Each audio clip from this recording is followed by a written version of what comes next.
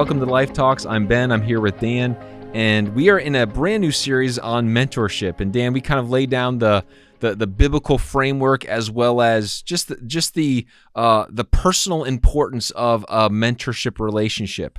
And today we're going to be looking into how to be a mentor, because there's two sides to this. You have to first learn how to be a mentor, and then secondly, you have to learn how to be a good mentee. And so we want to spend most of our time today discussing what makes a good mentor, how to be a good mentor, and just all of those things that go along with that. So Dan, how do you even enter into this realm of mentorship? You and I have both mentored people. Mm-hmm.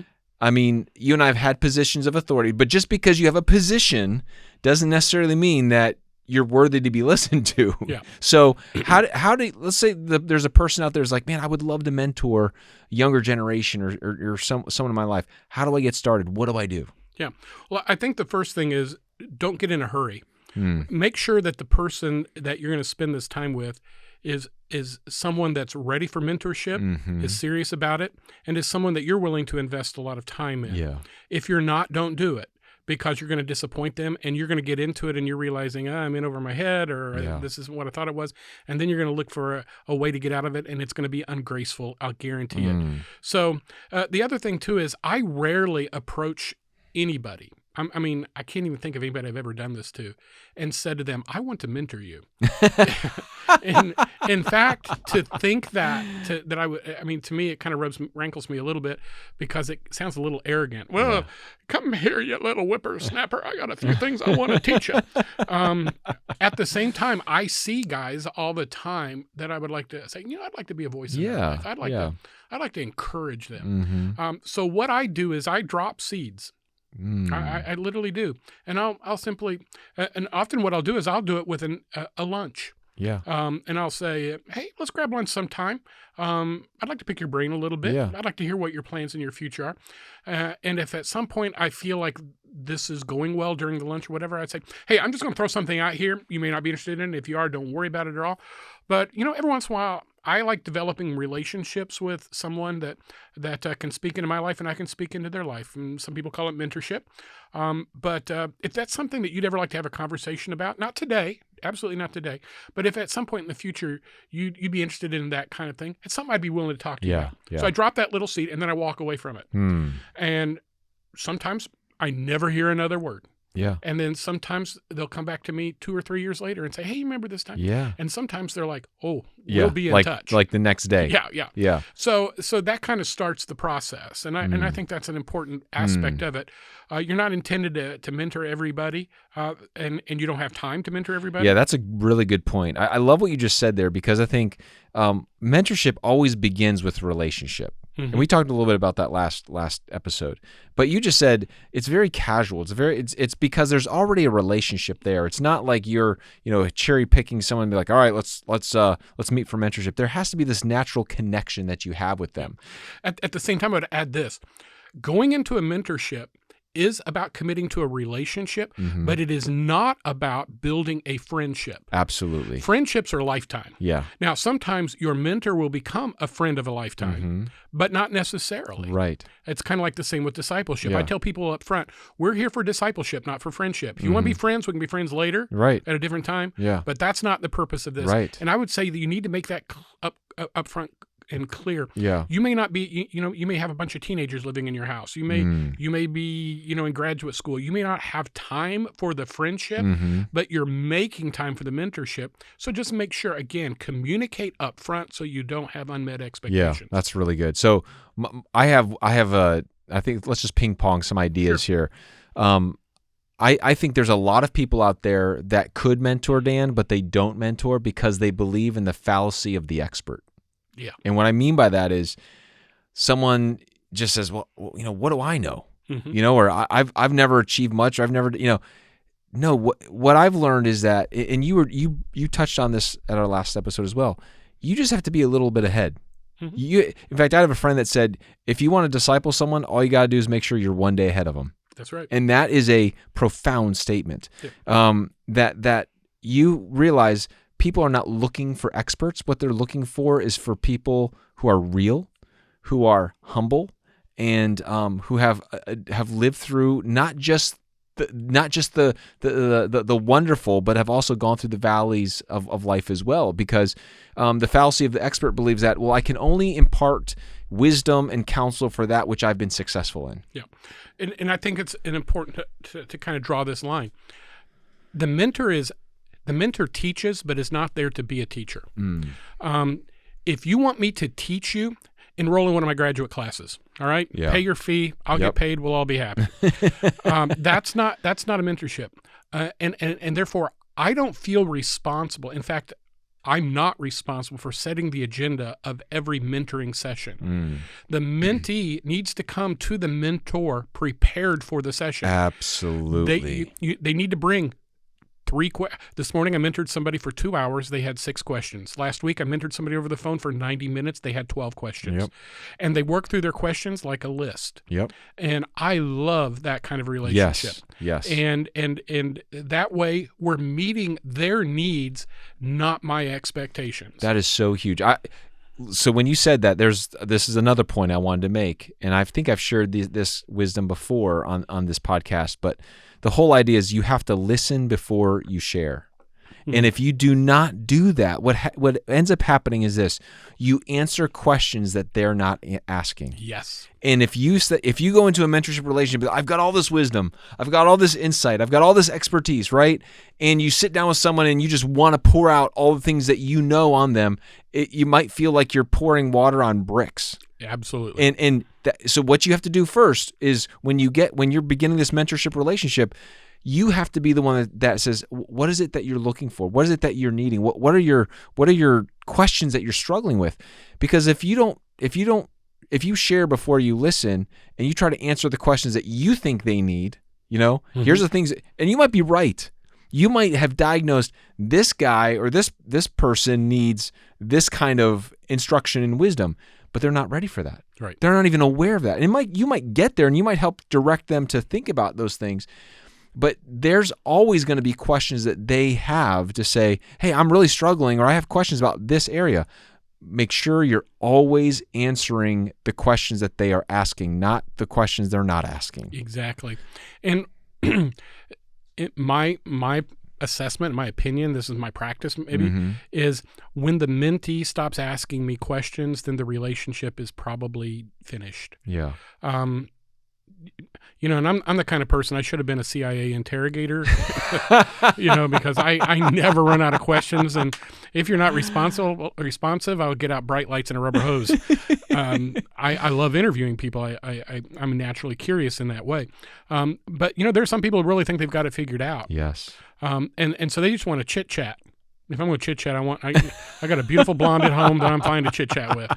But if they're asking questions about important things, whether it's philosophy or methodology or anything in between, I'm down with that. Yeah. And to me, again, that's kind of the attitude you have to bring to a mentorship. And when I called my mentors, I would sometimes feel guilty because it's like, every time I call them, I got something I want, something I need, something I got a question for.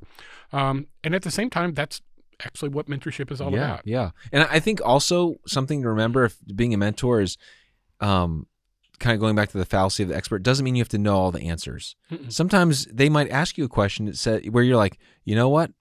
I don't know a good answer to that. Yeah. But here's what, if I was in your position and I was asking myself that question, here's the 5 things I would be looking for, right? I mean, it's not necessarily you're the guru, but you're teaching them how to think, and you might be able to point them to someone else, or you might say, you know what? I don't know the answer to that, but I'm going to do some research for you this week, and I'm going to come back and let you know. So I think sometimes this idea that, again, every question that's brought your way, you've just got to have this immediate, encyclopedia of knowledge to pass down. That is not what mentorship is about. I agree 100%, and I would add to it this. In fact, sometimes it's better not to answer the question, but to teach them how to find the answer for themselves. And so to admit, and that happens frequently, I don't know I've never thought of it that way. Yeah. And so then you invite them on a journey. Let's explore answers to this together. Yeah. Another thing, too, is sometimes they'll ask a question that isn't the right question. It's a question that's looking for a fix, but not a solution. Or confirmation bias, like absolutely, like they're asking a question that they've pigeonholed you into answering it in a way that's favorable to what they want to hear. Yeah, and they're going to take your answer and go back and bludgeon somebody with it. Yeah, so you have to watch. You have to watch out for that. And so the wise mentor does not feel obligated to answer every question. And then he also sometimes answers the question with a different question, or helps the person ask the question in a better way. This is how you teach growth. This is how you stimulate thinking. This is how you create maturity. And so, again, you're not the guru, sitting in a white robe with a long beard on top of a mountain, sitting in the lotus position. You're a mentor, and you're teaching more than answers, because everybody has Google. So we can always Google for answers. This is, what you're saying is, it's not about information. It's about helping guide their heart in the truth. Which you can't do from a book. The other thing that I would say is related to that, and this is another one of my points of being a mentor, is, the main point of you as a mentor is to help them hear God's voice above your own. Yeah. And that, to me, Dan, I don't want to be the person that I don't want to create dependence on me. Right? Like you said, at some point the mentorship relationship will end. And if I just am viewed as, I've got to go to this person. No, it's the difference between do I give a person a fish, or I teach them how to fish? Absolutely. You know what I mean? Yeah. You're helping them find a solution. You're not trying to give them direction. Yeah. And so I think that the responsibility you have as a mentor is not to be the person that they become dependent upon. What your responsibility is to bring them to a point where they can learn how to think. They're learning how to discern. They're learning how to hear God's voice. And I remember being in a moment like this. I was in this. I was on a sabbatical, and I was meeting with the guy who was very well known and wise and advanced, decades ahead of me in his career and whatever. Just a really great guy. And I was at this conference, and I just had the opportunity to have coffee with him, because he offered coffee with people who wanted to just talk with him. And I shared with him where I felt like I was in my career, in my family, and felt like I was at this crossroads of what to do. And I just brought him to this crossroads, and what I was wanting him to do was kind of give me this clear cut. Well, this is the right path. Choose the path to the left. Tell me God's will for my life. Yeah, and I could just tell, there's this very wizened person there just listening. And he said, I don't know what God would have you do. I do know that God is in both paths. And I do know that whatever you choose, God is going to be there. So you don't have to worry about missing out on who God is and what he has planned for your life. And that was his answer. And it was kind of like, dang it, I wanted an answer, and you just gave me that. Listen, you don't have to worry if you think that you're going to make a bad decision right now. The only bad decision you can make is doing something self-destructive or selfish. But if you're pursuing God in both these things, he's going to guide and direct you. God's over here, and God's over here. And he's not going to let you make a bad decision. Yep. And I've never forgotten that, because I think what that guy did is he could have tried to be the guru. Instead, he was a mentor. He pointed me to this truth that I had to come to grips with and say, okay, I need to believe in some things that I'm not believing in. Like, I can make a bad decision here. Yeah. You know what I'm saying? And there's something you kind of touched on that I want to make sure we noticed. It's not our responsibility to say, do it like I would do it. It's our responsibility to say, consult the Lord. Absolutely. Do it like God would have you to do it. Yeah. To constantly point people to truth and to Christ is the difference between Christian mentorship and secular mentorship, which kind of brings me to one of the points that I feel pretty strongly about is the goal of mentorship is not to create a mini me. Oh, absolutely. You're not trying to clone yourself. No. And I think part of exploring the mentorship is for the mentor to figure out how the mentee is wired by God. Mm. I know you're big on Enneagram. I'm big on Strength Finders and Yeah. Myers-Briggs and so forth. But almost always early in my relationship with somebody is I have them take one of those tests. Right. So that I know what to expect from them. I'm a 3 on the Enneagram. Mm-hmm. Values, beliefs, are really important to me. Yeah. On Strength Finders. So if I'm sitting next to a guy who's a wooer, I need to know that is their inclination. They believe they can convince people. Yeah. But often I know this about wooers. Wooers will compromise belief in order to accomplish objectives if they're not careful and if beliefs are low for them. Yeah. So knowing that about them helps me to guide the conversation. But one thing I know for sure, I'm never going to be able to get the woo out of them because that is how they're wired. They're charismatic, And so what does a sanctified woo look like? Yeah. That's what you're trying to do. What does a sanctified version of you look like? Because God created wooers. That's right. Yeah. You're a 9 and I'm a 3. Yeah. And so I know there are things about, but here's the other thing I want them to know is that a 9 needs a 3 in their life and a 3 needs a 9 in his life. And without that, we will be out of balance. Mm-hmm. And so God brings us to me as a part of mentorship is to, and I've talked to people about this when doing hiring. What we often do is we hire people that think like us, and then we create a lopsided organization. A guy who's a very successful businessman right now, heads one of the largest boat-making companies in the world, taught me this when I was in my late 20s, early 30s. And he said, you have to break yourself of the habit of hiring people that you're comfortable with, because they'll never challenge you and you'll be lopsided. You have to bring what you need to the organization, not who you work well with. Yeah.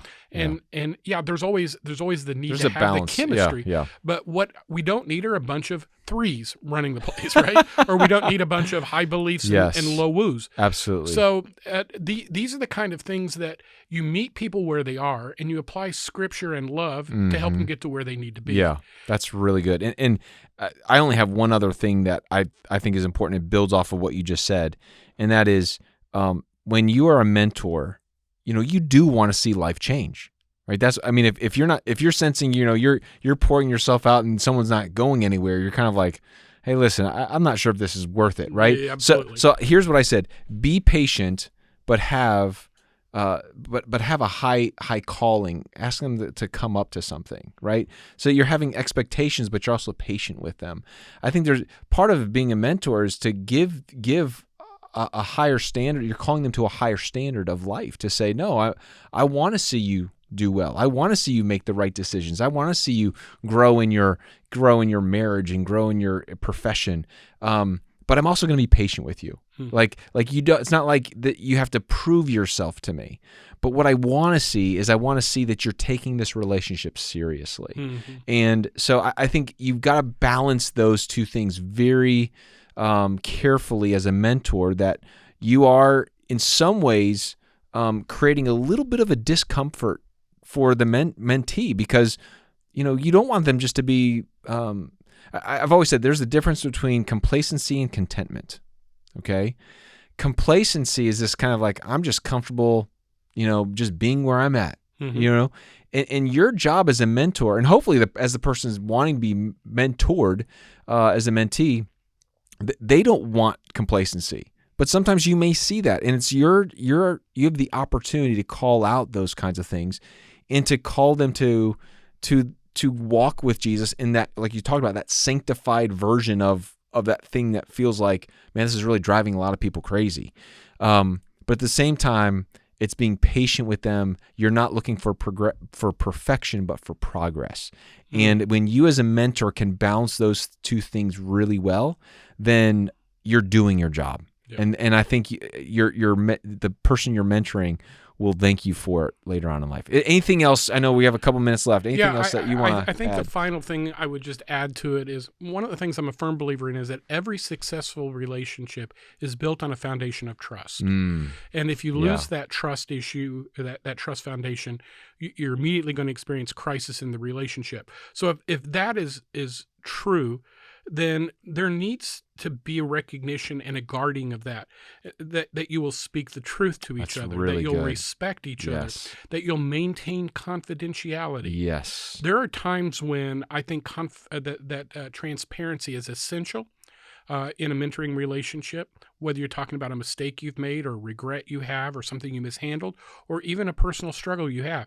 So when you confess that to each other, whether it's a mentor to a mentee or vice versa, there needs to be the expectation of this isn't going to end up in a Facebook post. That's right. That this isn't going to be discussed over the dinner table. Oh, yeah. Because that will undermine the trust and the confidence that you have in each other, and it will shut down that communication. So that's so important. And I think that's a conversation again to have up front. I often, we talk like this in our small group, but I talk about this in our mentorship.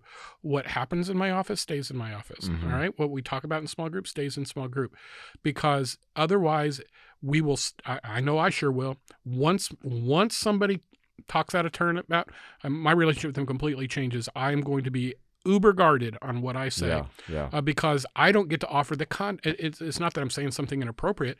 I don't have the context. That's right. Or they've not earned the right Yeah. to be that intimate into my details. That's right. So I think, everything you can do to build trust is going to be essential. Huge. Well, I know we just skimmed the surface, Dan. Absolutely. I As think, always, right? Yeah, I think what our challenge is for you today, if you're listening to this, is God has given you the opportunity to probably pour into somebody else. And it is our hope and it is our prayer that God will make a relationship before you with someone to be able to mentor them, because what God has taught you over the years, other people need to hear. So I hope this has been a beneficial conversation for you. Would love to see a culture of mentorship kind of spring up all over our church and across Lake Norman for the kingdom of heaven. Thanks again for joining us on Life Talks. We will talk to you next time.